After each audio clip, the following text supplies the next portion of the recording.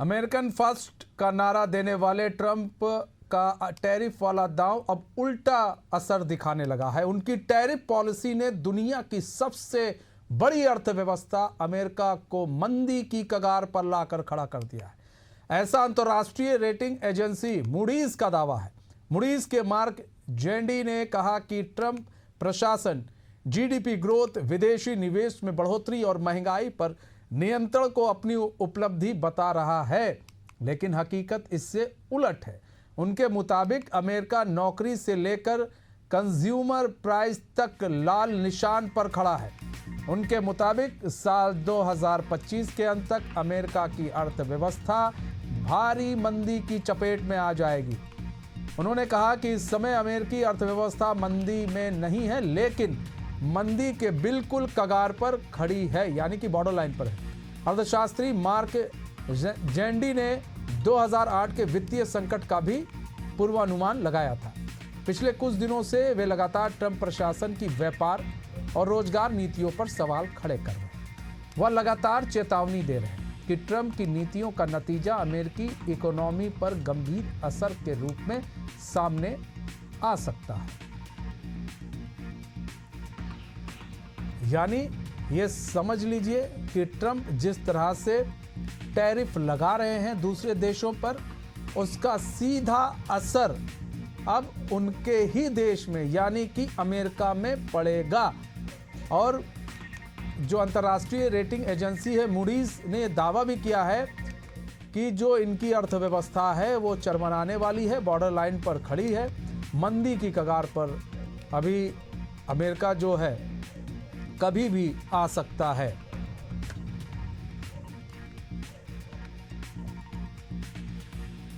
कशिश गुप्ता हमारे से जुड़ चुके हैं, मार्केटिंग एक्सपर्ट हैं। कशिश गुप्ता जी, स्वागत है एशियन न्यूज़ में। कशिश गुप्ता जी, मार्केटिंग के लिहाज से समझें अगर थोड़ा से, तो जिस तरह से डोनाल्ड ट्रंप टैरिफ लगा रहे हैं दूसरे देशों पर, अब मूडीज का दावा है कि भाई जो अंतर्राष्ट्रीय रेटिंग एजेंसी है मूडीज का दावा है कि अब इनकी जो आर्थिक मंदी की कगार पर अब अमेरिका खड़ा हो चुका है। कभी भी आर्थिक मंदी जो है अमेरिका में आ सकती है। जी देखिए, अमेरिका का डोनाल्ड ट्रंप का जो रवैया अभी हाल फिलहाल में है वो बिल्कुल भी एक नीति के रूप में सही नहीं है। आप अगर अंतर्राष्ट्रीय बाजार में जाते हैं तो आप ऐसे डरा धमका के बाजार को अपने कंट्रोल में नहीं कर सकते। आप देखिए, पिछले कुछ दिनों में अमेरिका ने भारत पर जो भी आरोप लगाए, जो भी आरोप प्रत्यारोप लगाए, टैरिफ किए, वो एक तरीके से अमेरिका को कई साल पीछे ले जाएगा। क्योंकि ऐसा नहीं है कि भारत को ही वहां पे एक्सपोर्ट करने की जरूरत है। अमेरिका भी भारत में कुछ एक्सपोर्ट करता है, अमेरिका भी भारत में माल भेजता है, और जो सामान भारत से अमेरिका में आता है वो अमेरिका में आता ही इसलिए क्योंकि वहां पे जरूरत है। तो अगर इस तरीके के टैरिफ लगा जाएंगे तो वो अपना जो बाजार है, अपना जो मार्केट है, उसको अंतर्राष्ट्रीय लेन देन के लिए बंद कर देंगे और सारे देशों को अपने खिलाफ कर देंगे। देखिए कैसा हुआ जब इन्होंने चीन के साथ यही नीति अपनाई तो चीन ने उल्टा उन पे टैरिफ लगा दिए। तो इस तरीके से व्यापार नहीं होता। अमेरिका को, डोनाल्ड ट्रंप को ये समझने की जरूरत है कि अगर उन्हें किसी तरीके की कोई आपत्ति है किसी चीज से तो उसका समाधान बैठ के बात करके होगा। अगर इस तरीके से वो एग्रेसिव रुख अपना अख्तियार करेंगे तो उससे समस्या का समाधान नहीं निकलने वाला। अभी तो वो अपनी जो मार्केट है, अपना जो व्यापार है, अपना जो देश है, उसको आर्थिक मंदी की तरफ धकेल देंगे। अच्छा कशिश जी, मार्केटिंग के लिहाज से आपको ज़्यादा समझ भी है। जिस तरह से कहा जा रहा था कि डोनाल्ड ट्रंप जो है भारत पर टैरिफ लगा रहे हैं, भारत की अर्थव्यवस्था को हिलाना चाह रहे थे डोनाल्ड ट्रंप कि भारत की अर्थव्यवस्था हिलेगी तो भारत झुकेगा। लेकिन ये अब कहते हैं कि अगर आप किसी पर दबाव डाल रहे हैं और बार बार दबाव डालेंगे तो फिर वो भी आँख तरेरने लगेगा। भारत ने भी यही किया, अब आँख तरेर रहा है भारत इन पर। हमारे यहाँ के प्रधानमंत्री अब उन्होंने भी नए रास्ते खोल दिए कि भैया लो, अब तुम यहाँ नहीं दोगे तो हम अपना व्यापार इनके साथ करेंगे, तुम्हारे साथ नहीं करके अब यहाँ अपने सामान बेच देंगे। अभी तक आपके साथ हमारा संबंध भी अच्छा था, व्यापार भी अच्छा जा रहा था, आपको भी प्रॉफिट हो रहा था, हमें भी प्रॉफिट हो रहा था। अब कई देशों पर टैरिफ लगाकर, अब कई देशों को नाराज कर कर अमेरिका क्या अपनी अर्थव्यवस्था सुधार सकता है? क्योंकि सामान अमेरिका में भी दूसरे देशों के काफी महंगे हो चुके हैं। जी, देखिए अमेरिका को ये समझना पड़ेगा कि इस तरीके की गुंडागर्दी किसी भी देश में, किसी भी इकोनॉमी में बर्दाश्त नहीं की जाएगी। और जैसा आपने खुद कहा कि भारत ने दूसरे बाजारों का रुख अख्तियार कर लिया है, तो भारत ने सीधे सीधा मना नहीं करा कि हम नेगोशिएशन नहीं करेंगे, हम बातचीत नहीं करेंगे, आपसे वार्ता नहीं करेंगे। पर भारत ने क्या किया, और भारत ने रिटेलिएट नहीं किया। अपना जो नेगोशिएशन हो सकते हैं वो चल रहे हैं या बात कर रहे हैं, पर साथ ही जो दूसरे देश हैं जहाँ पे हमारे संबंध शायद इतने अच्छे पिछले सालों में नहीं रहे हैं, चीन में जैसे, वहां पे जाके उस बात को रीइनिशिएट किया, दोबारा से बात को चालू किया। अब देखिए ग्लोबल मार्केट्स में तो आपके पास और भी ऑप्शन है ना, ऐसा तो नहीं कि हम अमेरिका के भरोसे रहेंगे।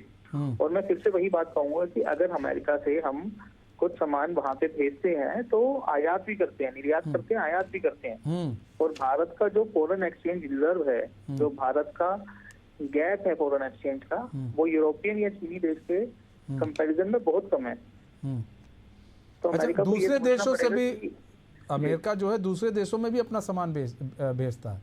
ऐसे में जी, दूसरे जी। देश भी नाराज हैं इस वक्त।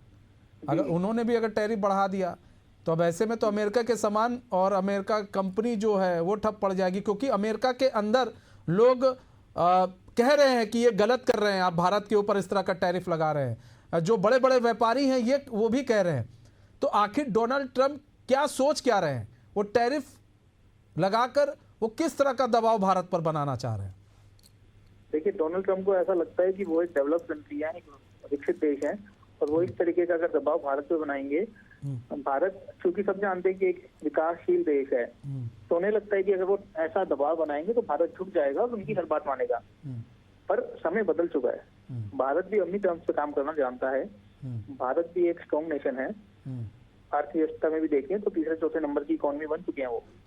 तो ऐसा नहीं है कि अमेरिका कोई दबाव बनाएगा और भारत उसको मान लेगा।